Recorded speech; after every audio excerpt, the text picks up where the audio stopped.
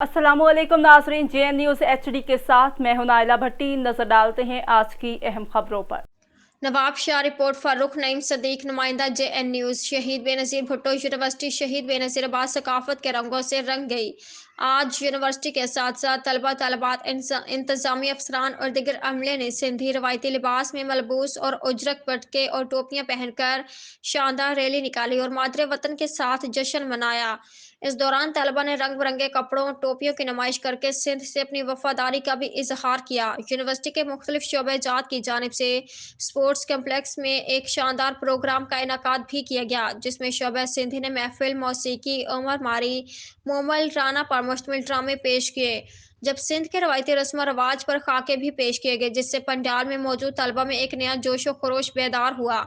इस मौका पर vice chancellor professor doctor Amanat Ali Jalbani ने कहा कि शहीद बेनज़ीर भुट्टो यूनिवर्सिटी के तलबा मोहब्बतें बांटने वालों में शामिल हैं।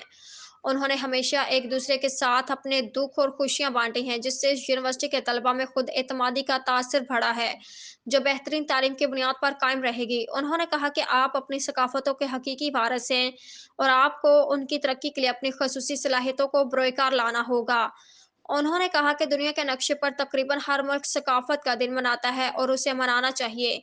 हमारी ज़बानें और सकाफतें कदीम और तारीखी हैं और यही वजह है कि एक मजबूत और शानदार हालत में मौजूद हैं और उनका मुस्तकबिल पाकिस्तान की दिगर ज़बानों और सकाफतों से ज़्यादा मजबूत और महफूज है। प्रोग्राम के अख्ताम पर तलबा ने होज जमालों पर रिक्स भी किया।